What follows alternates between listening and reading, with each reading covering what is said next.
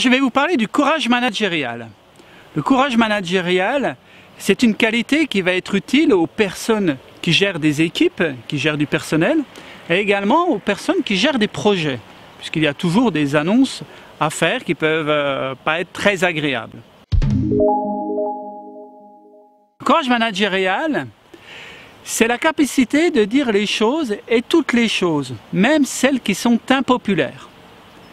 Ça va être la capacité à défendre ses convictions, de ne pas hésiter à aller voir sa hiérarchie pour dire qu'on n'est pas d'accord, défendre ses positions.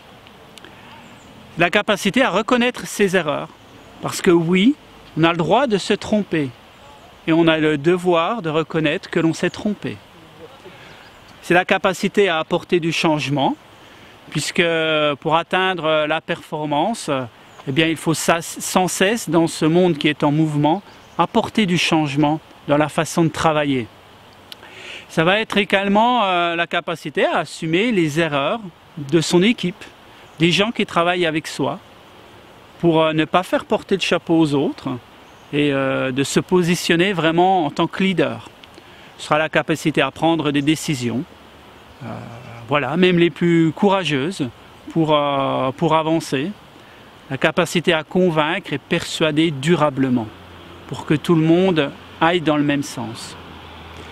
Voilà ce que c'est que le courage managérial.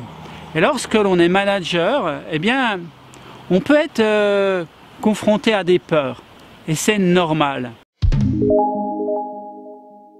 Les peurs vont avoir trois effets sur l'action. La première, c'est l'inhibition. Alors pour un manager, ça va l'empêcher de prendre des décisions.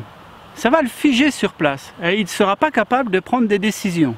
Alors le deuxième effet de la peur, ça va être de se battre. Peut-être de se mettre en colère pour ce manager. Et le troisième effet est la fuite.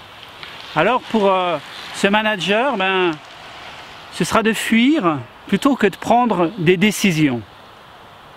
Voilà les effets de la peur. Et voilà les effets de la peur pour un manager. Alors quand on est manager, il est important de connaître l'effet de la peur sur soi pour prendre des décisions adaptées. Alors il est possible avec l'hypnose et la PNL d'apprendre à contrôler sa peur. Alors ne restez plus tout seul avec elle.